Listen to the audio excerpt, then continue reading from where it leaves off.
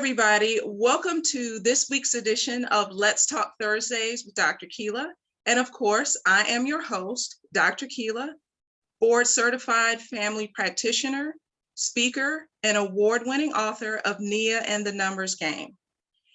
In honor of International Women's Month, as I've been doing so far in March, I am interviewing some really amazing young ladies from various backgrounds who have very eclectic interests, and they are really awe-inspiring. So today, I am going to be interviewing Anagha Rajesh. She is the founder and CEO of Mindfully Yours. She is also a writer, a speaker, and a STEAM enthusiast. So welcome, Anagha. Thanks for joining us on Let's Talk Thursdays. Thank you so much for that lovely introduction and for having me. All right, so Anagha, let's get right into it. Tell us a little bit about yourself. Hi, I'm Anagha. I am 19 and I'm a student of chemistry at the Birla Institute of Technology in India. I grew up in the UAE, so I'm of Indian origin, and I grew up in the UAE. Did my schooling there, so I have a pretty multicultural background about me. And in 2019, I had the opportunity to kickstart an amazing initiative around mental health. It was called Mind Champs back then. We recently rebranded to Yours Mindfully, and we focus on making mental health resources accessible and inclusive for young people across the world. Apart from that, I am super passionate about women's representation in STEM and in politics. And I'm also super excited about exploring the intersection between STEM and public policy. Wonderful. Awesome. Tell us a little bit about your family. Like, do you have any brothers or sisters? Anyone else following in your footsteps? Yes, I do. My family is basically my mom, dad, and my younger sister. I mean, definitely my sister's an incredibly talented individual, and she's also been contributing to the world in her own unique way. So I mean, she's not someone who follows on my footsteps, and I'm really happy that she doesn't, because again, I mean, she's a unique person of her own, and I would rather have her doing things that she loves. And yeah, my family has been incredibly supportive of all of my diverse passions, and have always really been, very solid and supportive throughout. So congratulations, obviously, on founding Mindfully Yours. What really inspired you to do that? Actually, a couple of different things. I think the very beginning is when I saw my uncle suffer with schizophrenia, and so I come from quite an orthodox community in terms of being accepting of mental health. So I mean, there was a lot of stigma around his condition of schizophrenia. And I sort of grew up seeing that everyone was alienating and isolating him, and never really knew the reason behind it. So my focus on mental health really started with trying to read up about what my uncle was going through. And when I was a part of this incredible program called the 1,000 Girls, 1,000 Futures program of the New York Academy of Science, I had the opportunity to have this conversation with other young girls from across the world, spoke about how mental health is a taboo in my community, and, sort of figured out that it's a taboo in their communities as well. And so we sort of decided to get together and create an e-magazine to create awareness about mental health. So that's from where Yours Mindfully started.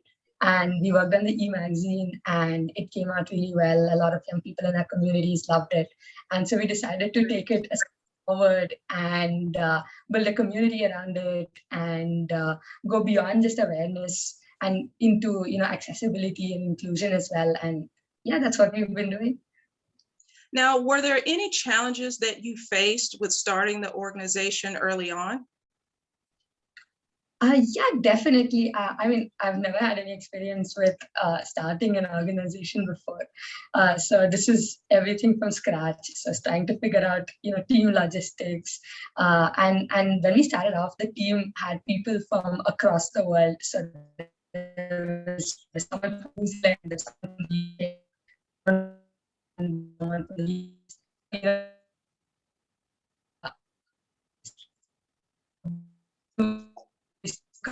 with each other and figure things out. But at the same time, it was a really fun experience trying to do that all from scratch, figuring things out, experimenting, failing, and getting back up. And apart from that, there was also the thing that all of us were in full-time high school back then, and I'm still in full-time university, and most of my team members are in either full-time high school or university. So we sort of balance this with our academic work. So that's definitely challenging.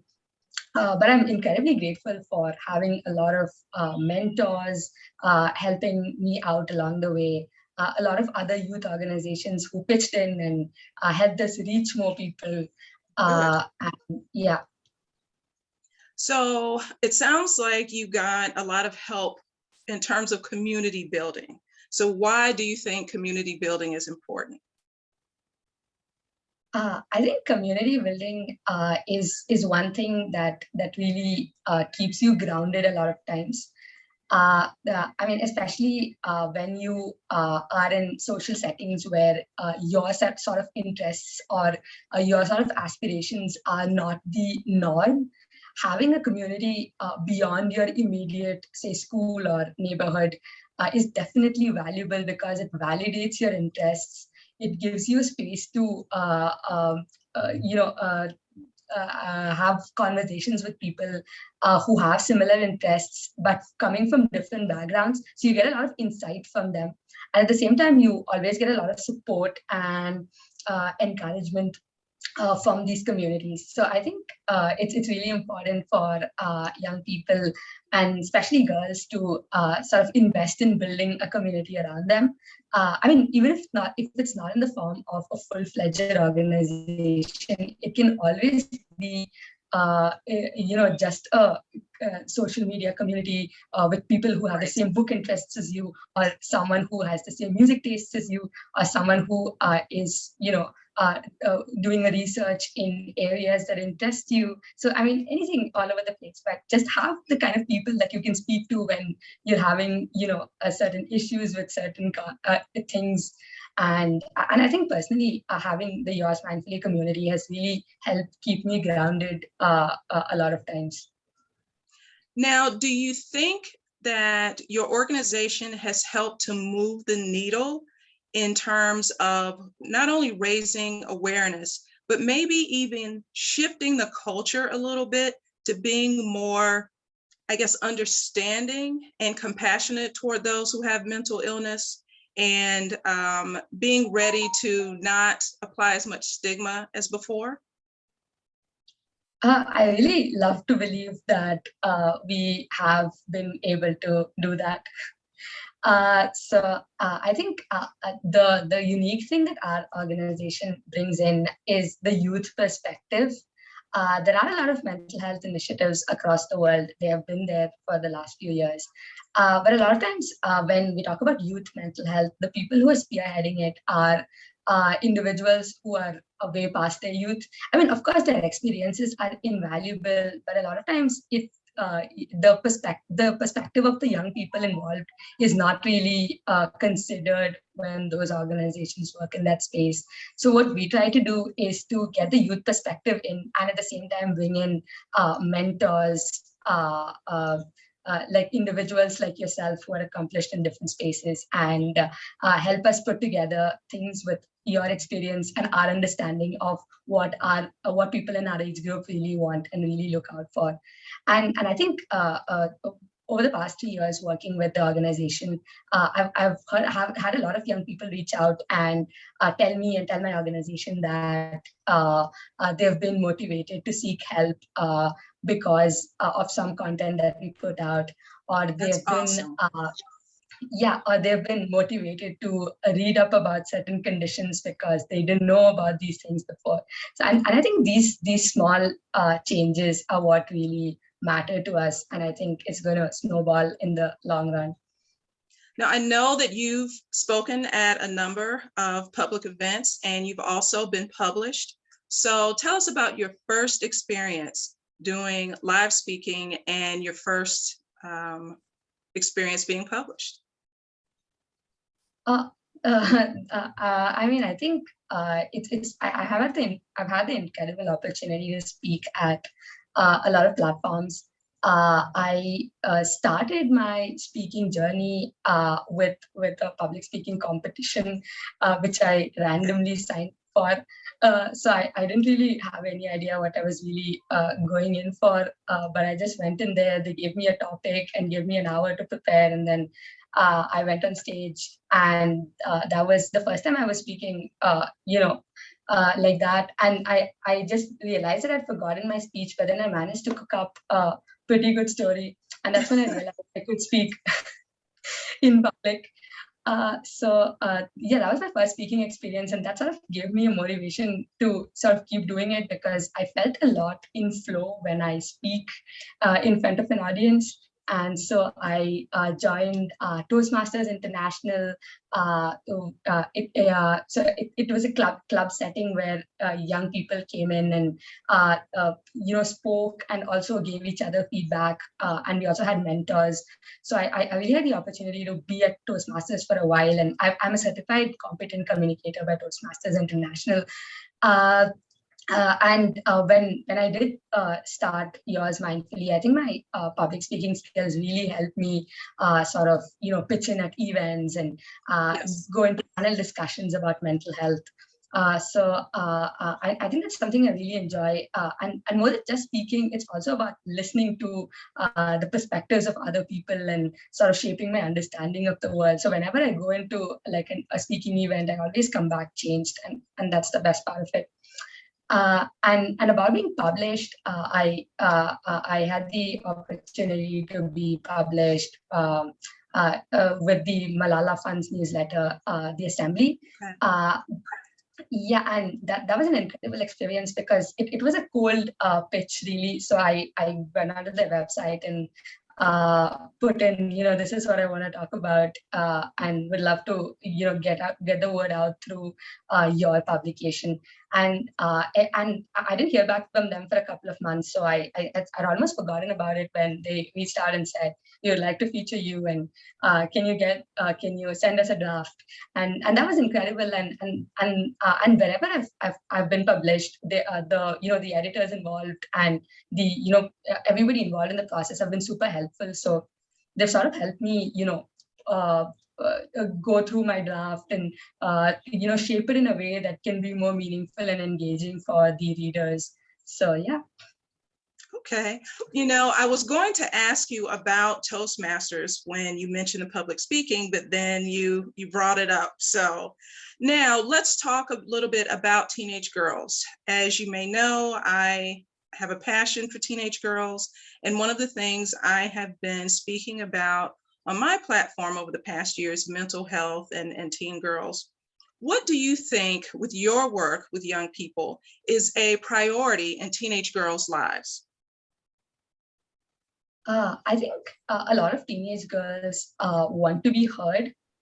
A lot of times their voices are suppressed, not in the traditional sense of a violent suppression, but things like microaggression and not being allowed to voice their views or being judged on their interests or on their clothing styles or on the way they interact with the world. So I think it's young girls essentially want to be heard. They want to be accepted for who they are, and they also want to have a safe space where they can be heard and where they can be understood. And yeah, I think that's essentially what I love. And again, it depends on person to person. Different people have different interests, but I think this is on the whole a broad context of what a lot of young girls want. Where are you getting your information about what these girls want? Is it more so your interactions with them on your platform and podcasts, or just kind of really tracking trends on social media that tends to cater to that demographic?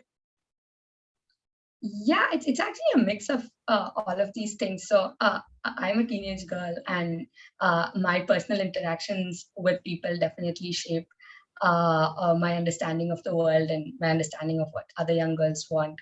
At the same time, the Yours Mindfully platform is a girl-led team. So we've got 40 plus young people, most of whom are girls. So the conversations that we have within our community and our community channels are definitely spaces that I get to know about these things. And definitely social media plays an important role in being able to, especially when it comes to people from cultures different from mine or backgrounds different from mine, it really helps me understand what they are looking out for. And as I said before, I think the common thread is they want to be heard and want to be accepted for who they are. Yes, and I think that makes sense. Absolutely. And it seems that the world is shifting more toward being open to letting people be heard, particularly young ladies. Now let's shift once again. Any particular obstacles that you've had to overcome recently? I think I shifted into university a year ago. Mhm. Uh, and I grew up in the UAE and I shifted to university in India. So that was definitely challenging in terms of, having to leave home and be all independent and manage your stuff on your own. And Sure. also it's also definitely different cultural backdrop out here. So trying to figure out where my place in all of this is, and I still am figuring that out, but I think I've gotten a little more confident about it.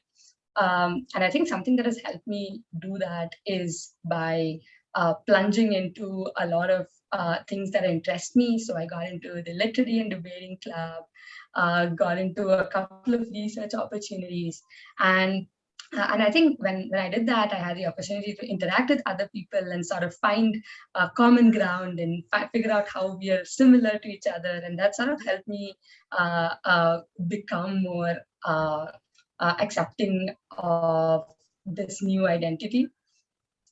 Okay. Now, I have to tell you, Anagha, I am so proud of you. I mean, you are doing some awesome things. And it sounds like you are quite busy.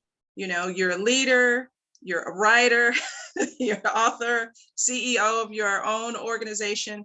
What do you do to really kind of take some space for yourself, create a safe space, and kind of slow it down? What do you do for your mental and emotional health? Uh, I mean, I wish I did a lot more of that, giving myself the space to calm down and things like that. But I think some things that really help are talking to people I trust. So my closest family members and friends definitely helps me unwind and de-stress. Apart from that, I love picking up certain books which are really calming and meaningful, and some amount of poetry which is very meaningful. Uh, uh, Wonderful. and and I think certain podcasts like On Being by Krista Tippett is something that helps me de-stress and calm down. And that's something I try and listen to pretty regularly. It gives me a very broad picture about the world, but in a very calm and soothing and slow way. So yeah. Well, Anagha, thank you so much for joining us. I know we had a few technology issues at the beginning, but I think this is wonderful to introduce you to people here in the United States. So this is awesome. Thank you so much for being a guest. Yeah, thank you so much for having me. And Dr. Keela, you're doing incredible work helping young people. And I really hope that Yours Mindfully can collaborate with you sometime in the near future on initiatives for young people. And also to other young people listening, if you want to reach out to me, feel free to reach out to me on Instagram about initiatives that you're doing. If you want to be a part of yours mindfully, or if there's any sort of ideas that you want to bounce with me, feel free to reach out, and I'll be more than happy to help you myself or connect you to people who might be able to do that. So thank you again. You are very welcome. All right, have a great day. Yeah, thank you. All right, bye now. All right, everyone, this concludes this week's edition of Let's Talk Thursdays with Dr. Keela. We'll see you again next week. Bye now.